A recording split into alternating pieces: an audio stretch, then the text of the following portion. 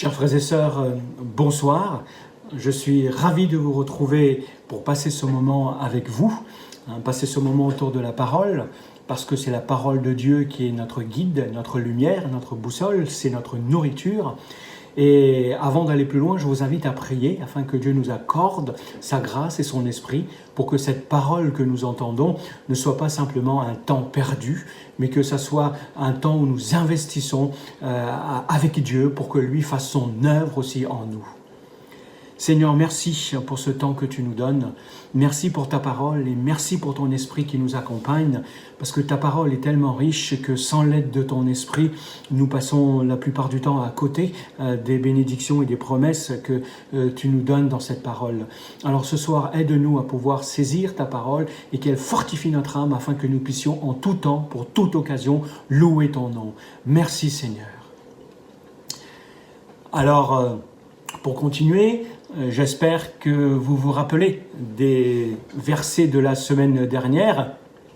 Nous avons parlé du psaume 90, ce psaume qui avait été écrit par Moïse et qui nous dit « Avant que soient nées les montagnes et que tu aies créé la terre et l'univers, de toute éternité, pour toute l'éternité, toi tu es Dieu. » Psaume 90, verset 2. Et le verset 12 nous rappelle et nous dit « Oh, apprends-nous à bien compter nos jours, afin que notre cœur acquiert la sagesse. » C'est vrai que ce psaume nous rappelait que Dieu est toute chose, il est au-dessus de tout, qu'il mérite notre louange, et que nous, notre vie est courte, et que nous avons besoin de lui demander sa sagesse pour vivre une vie qui vaille la peine. Et ce soir, je vais vous inviter, à travers deux psaumes, à voir que en tout temps, nous devons louer Dieu pour tout ce qu'il fait, pour tout ce qu'il est, parce qu'il est un Dieu bon. Et c'est vrai que les gens louent Dieu dans différentes langues. Certains le louent à travers des chants, d'autres le louent en lisant des cantiques. J'ai même pu voir en Afrique qu'on le louait avec des tambours, des percussions et puis des danses. Certains vont le louer à travers des prières et certains vont le louer en le servant. Mais il y a de multiples façons de louer Dieu. Et les psaumes de ce soir, les psaumes de cette méditation, ces deux psaumes, ce sont les psaumes les plus utilisés dans les chants de louange. Ils ne contiennent aucun mot qui demande quelque chose à Dieu. Ce sont tous les deux des psaumes de louange, comme la plupart des psaumes qui sont écrits dans le livre des psaumes. Plus de la moitié des psaumes sont des psaumes de louange. Et pour la plupart, ces psaumes commencent par une invitation, même un ordre à louer Dieu. Ensuite, ils disent pourquoi est-ce que nous devrions louer Dieu. Ils nous donnent les raisons. Et à la fin de ces psaumes, ils nous commandent à nouveau de louer Dieu. Donc, nous pouvons louer Dieu pour tout, parce qu'il est toujours aimant, bon envers nous, et il nous manifeste sa grâce chaque jour. Donc, les psaumes que nous allons étudier aujourd'hui, ce sont les psaumes 100 et le psaume 103. Et ces psaumes répondent à deux questions. D'abord, pourquoi nous devrions louer Dieu? Et ensuite, comment est-ce que nous pouvons louer Dieu? Et seul le psaume 23 est plus populaire que le psaume 100, qui est aussi très chanté. Alors je vous invite à faire des lectures, d'abord dans le psaume 100, les versets 1 à 4, et le psaume 103, les versets 1 à 2. Psaume pour remercier Dieu. Acclame l'Éternel, ô terre tout entière. Servez l'Éternel avec joie. Entrez en sa présence avec des chants joyeux. Sachez que c'est l'Éternel qui est Dieu. C'est lui qui nous a fait. Nous lui appartenons et nous sommes son peuple, le troupeau qu'il a fait paître. Avancez par ses portes avec reconnaissance. Entrez dans ses parvis en chantant ses louanges. Rendez-lui votre hommage et bénissez-le. Le psaume 103, qui est un psaume de David, nous dit, et c'est David qui le dit, que tout mon être bénisse l'Éternel, que tout ce que je suis bénisse le Dieu saint, que tout mon être bénisse l'Éternel, sans oublier aucun de ses bienfaits. Ces deux psaumes commencent par un commandement de louange. Dans le psaume 100, l'auteur dit que toute la terre doit louer Dieu. Pourquoi est-ce que la terre doit louer Dieu et pourquoi est-ce qu'elle devrait le faire? Eh bien, parce que Dieu a tout créé. Dieu, il est au-dessus de toute chose. Et le psaume 103 nous dit que David se dit à lui-même et invite tout le monde à louer Dieu parce que Dieu est au-dessus de tout. Donc Dieu est bon et Dieu est au-dessus de toute chose. Voilà pourquoi nous sommes invités à le louer. Et louer, qu'est-ce que c'est ? Eh bien, c'est l'action de célébrer le mérite de quelqu'un. On parle aussi de bénir, c'est-à-dire être reconnaissant et dire du bien. Dieu est celui qui nous bénit aussi, et premièrement, et lorsqu'il s'agit de Dieu, cela signifie qu'il nous comble de bienfaits, qu'il nous comble de bien, qu'il nous fait prospérer. Et c'est pourquoi nous avons aussi raison de le louer, que nous devons le faire. Le psaume 100 invite toute la terre à louer Dieu pour sa bonté. Ce psaume invite tout le monde à venir dans la maison de Dieu et de lui dire combien il est grand. Ce psaume, si vous l'avez retenu, il contient 7 commandements. D'abord, il est dit « acclamez l'Éternel », premièrement. Deuxièmement, « servez l'Éternel avec joie ». Ensuite, « entrez dans sa présence avec des chants joyeux ». Ensuite, « sachez que c'est l'Éternel qui est Dieu ». Ensuite, « avancez par ses portes avec reconnaissance » et « entrez dans ses parvis en chantant ses louanges ». Et puis, rendez-lui votre hommage, bénissez-le. Il est très important de savoir qui est Dieu. Dieu est le seul et l'unique Dieu vivant. Notre vie commence et se termine avec Dieu. Il a créé l'être humain et il a fait d'Israël son peuple. Et Dieu nous permet de le connaître et c'est un grand motif de louange, nous qui sommes aujourd'hui ses enfants par le sacrifice de Jésus. Lorsque nous comprenons vraiment qui est Dieu, nous ne pouvons pas faire autrement que de vouloir le servir. Nous voulons lui appartenir, nous voulons l'adorer et nous ne pouvons pas adorer ni louer Dieu sans le servir ni lui obéir. Les mots ne suffisent pas. Servir Dieu et lui obéir, c'est aussi le louer et c'est trouver la véritable joie, nous dit les psalmistes. Ce psaume dit que nous devons venir à Dieu avec joie et reconnaissance. C'est ce que font les gens quand ils voient venir un roi ou lorsqu'ils sont dans la présence de quelqu'un de très important, quelqu'un qu'ils apprécient. Donc nous pouvons entrer dans la maison de Dieu pour montrer à quel point nous respectons Dieu. Dieu est le roi des rois.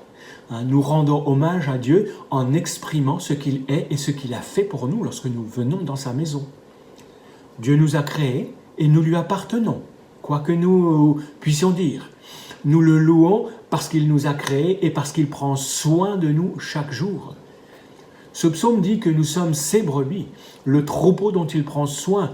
Et cela nous rappelle, encore une fois, le psaume 23, « L'Éternel est mon berger, je ne manquerai de rien ». Ceux qui allaient au temple ont chanté ce psaume, le psaume 100, lorsqu'ils sont arrivés à la maison de Dieu pour le louer et l'adorer, et lorsqu'ils ont donné leur offrande. Dieu a dit que lorsque nous le remercions, c'est une louange d'adoration. Les chants que nous chantons à l'église aussi sont appelés une doxologie. Une doxologie, qu'est-ce que c'est ? Ça vient du grec et ça signifie une parole qui rend hommage, une parole qui honore. Et c'est ce que nous faisons lorsque nous venons à l'église et que nous chantons et que nous louons Dieu. Dans le psaume 103, le verset 1er, David dit que tout ce qu'il est bénit le Dieu saint. Cela signifie quoi ? Cela signifie qu'il faut louer Dieu pour tout ce qu'il est. Il est saint et il n'a jamais rien fait de mal et il est parfait. Voilà ce que ça veut dire être saint pour Dieu. Seul Dieu doit être adoré. Et David ajoute que nous ne devons pas oublier aucun de ses bienfaits, aucun acte de bonté de la part de Dieu. Donc continuons notre lecture qui va nous montrer que louer Dieu, parce qu'il est bon. Et verset 5. « Car l'Éternel est bon, car son amour dure à toujours, et sa fidélité s'étendra d'âge en âge. » Verset 3 du psaume 103 nous dit « Car c'est lui qui pardonne tous tes péchés. C'est lui qui te guérit de toute maladie, qui t'arrache à la tombe. C'est lui qui te couronne d'amour, de compassion et qui te comble de bonheur tout au long de ton existence. Et ta jeunesse, comme l'aigle, prend un nouvel essor. » L'Éternel œuvre pour la justice et il défend les droits de tous les opprimés. Il a révélé à Moïse de quelle façon il agit et montré ses hauts faits au peuple d'Israël. L'Éternel est compatissant et miséricordieux. Il est plein de patience et débordant d'amour. Il ne tient pas rigueur sans cesse et son ressentiment ne dure pas toujours. Il ne nous traite pas selon le mal que nous avons commis. Il ne nous punit pas comme le méritent nos fautes. Autant le ciel est élevé au-dessus de la terre, autant son amour est intense en faveur de ceux qui le craignent. Autant l'Orient est loin de l'Occident, autant il éloigne de nous nos mauvaises actions. Et comme un père est rempli de tendresse pour ses enfants, l'Éternel est plein de tendresse en faveur de ceux qui le craignent. Il sait de quelle pâte nous sommes façonnés. Il tient compte du fait que nous sommes poussière. L'homme, sa vie ressemble à l'herbe. Lui, il fleurit comme une fleur des champs. Qu'un vent souffle sur elle, la voilà disparue, l'herbe.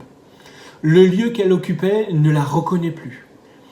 L'amour de l'Éternel est là depuis toujours et durera toujours en faveur de ceux qui le craignent.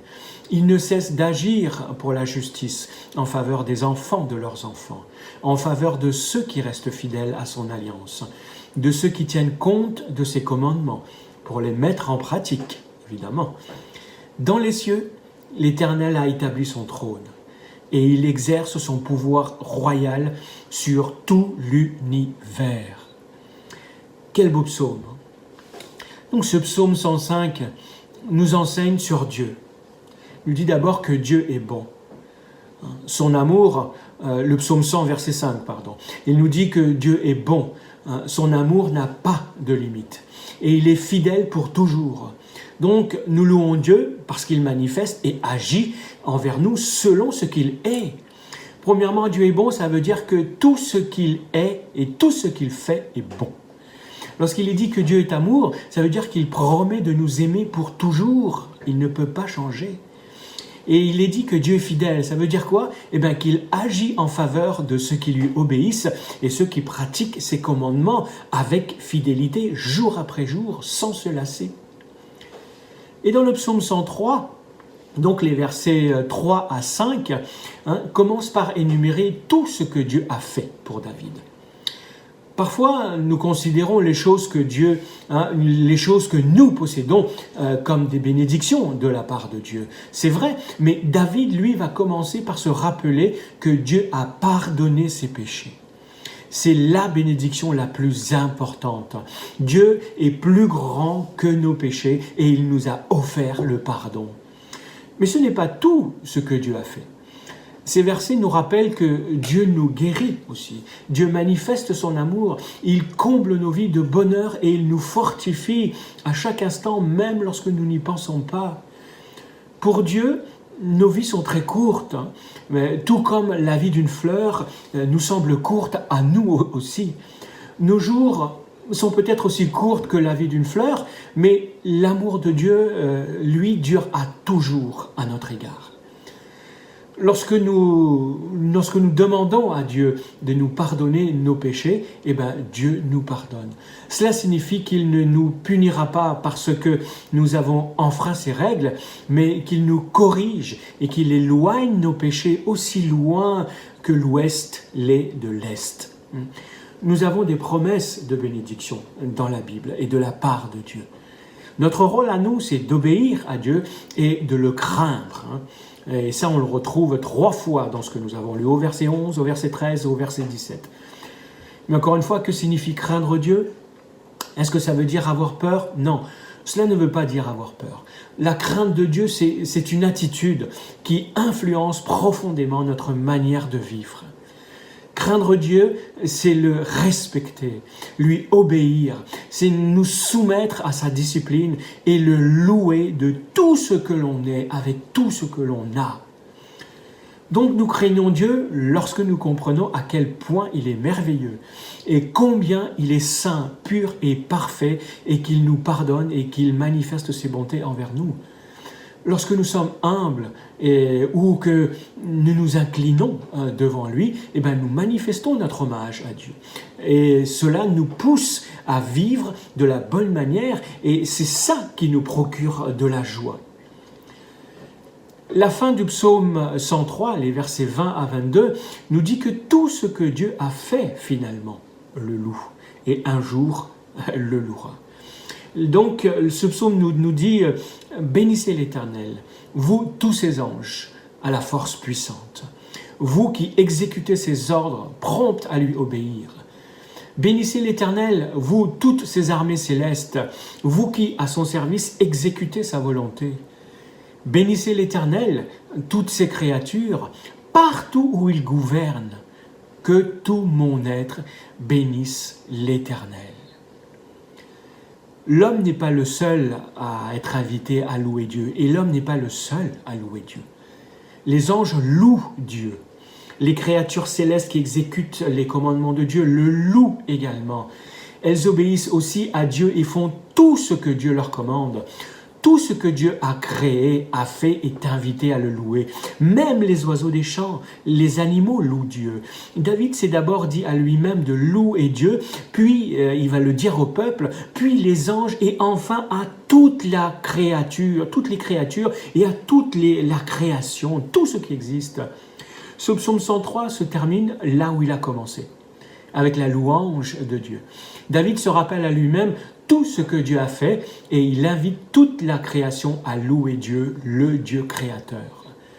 Lorsque nous lisons ces psaumes, il nous rappelle également que nous devons louer Dieu, que nous sommes créés à sa ressemblance pour le servir et le louer. Dans le psaume 103, David invite à louer. Donc, si vous avez lu, combien de fois trouvez-vous le mot « tout » ou le mot « tous » ou le mot « toutes » au pluriel? Dans la poésie hébraïque, on aime répéter les idées et les mots. Et ici, dans chaque cas, ces mots sont utilisés pour indiquer quelque chose de positif. Même lorsqu'ils font référence à nos péchés, nos fautes ou nos maladies. Donc, les versets expliquent comment, en fait, Dieu nous a pardonné et nous a guéris de tout cela. Il est dit de tout mon être, tout ce que je suis, tout mon être, encore une fois, tous tes péchés, toute maladie, tout au long de ton existence, tous les opprimés, tous ces anges, toutes ces armées célestes, toutes ces créatures. Et David va terminer en disant encore une fois, tout mon être. Dieu doit être loué en tout lieu par toutes ces créatures, avec tout ce que nous sommes et ce que nous avons. Mais voilà, comment louer Dieu? Donc ces psaumes nous montrent qu'il nous faut le remercier avec joie, pas en nous plaignant. Le servir avec joie, pas avec résignation. Et venir en sa présence avec des chants joyeux, pas à reculons. Et aussi, ces psaumes nous apprennent que connaître véritablement Dieu va nous pousser à le louer. Pourquoi? Parce qu'il est Dieu, parce qu'il nous a créés. Et parce que nous sommes son peuple et que nous lui appartenons. Et ces psaumes nous poussent également à continuer à louer Dieu. Comment? Par une louange personnelle, par une louange collective et par une louange en toutes circonstances. Alors je ne sais pas quelles sont vos raisons pour pouvoir remercier Dieu, mais en tout cas, ces psaumes nous montrent que les raisons que l'on peut trouver, c'est que Dieu est bon. L'amour de Dieu durera toujours. Sa fidélité n'a pas de limite. Et que Dieu a pardonné tes péchés. Que Dieu agit en faveur de ceux qui le craignent. Et tout ça, ce sont des raisons. Et je suis sûr que tu pourrais aussi avoir d'autres raisons. Alors voilà les sujets de réflexion pour ce soir. Premièrement, quel chant connaissez-vous qui loue et qui remercie Dieu? Et comme le font ces psaumes que nous avons lus ce soir. Deuxièmement, ce n'est pas une question. Pensez à certaines façons dont Dieu a été bon envers vous. Et faites une liste de 5 choses, ce soir même, que Dieu a faites pour vous. Faites une autre liste le jour suivant. et une autre liste le jour d'après. Et voyez combien vous pouvez en écrire. Vous pouvez aussi vous aider du psaume 136, qui est un psaume de louange. Troisièmement, vérifiez la liste que vous avez faite. Est-ce que vous avez énuméré uniquement des bénédictions qui ont un rapport avec l'argent? Voilà la troisième et dernière question. Notre verset à mémoriser pour ce soir, c'est le verset 3 dans le psaume 100. Ce verset 3 nous dit ceci: « Sachez que c'est l'Éternel qui est Dieu. C'est lui qui nous a fait. Nous lui appartenons et nous sommes son peuple, le troupeau qu'il a fait paître. » Sachez que c'est l'Éternel qui est Dieu. C'est lui qui nous a fait. Nous lui appartenons et nous sommes son peuple, le troupeau qu'il fait paître. Quelle merveilleuse parole! Après cela, je ne vois pas comment ne pas dire merci à Dieu et comment ne pas le louer. Je vous invite à terminer, pas à demander à Dieu, mais à le remercier pour sa bonté envers nous et qu'il nous aide chaque jour à ne pas oublier qu'il est bon envers nous. Seigneur, merci pour ta parole qui nous rappelle que tu es Dieu au-dessus de toutes choses et que tout ce qui existe doit te louer, que c'est un commandement. Seigneur, merci parce que tu nous as aimés. Merci parce que tu nous aimes. Et merci parce que tu nous aimeras toujours. Merci parce que ta fidélité durera toujours. Tu ne nous laisseras jamais tomber. Nous sommes tes enfants, nous t'appartenons et tout notre être veut te louer. Ce soir, je veux te dire merci pour ces quelques minutes que nous avons pu méditer autour de ta parole, car cela a réconforté mon âme et je sais que cela a réconforté l'âme de ceux qui nous ont écoutés ce soir. Seigneur, que ceux qui te connaissent ou ceux qui ne te connaissent pas puissent goûter à ta bonté, car tu es un Dieu bon et tu es bon pour l'éternité. À toi revienne toute la gloire, toute la louange, que toute créature te loue, Père, dans le nom de Jésus et par la puissance du Saint-Esprit. Amen. Que Dieu vous bénisse et vous permette de passer une bonne soirée, une bonne semaine. Je vous dis à la semaine prochaine. À bientôt.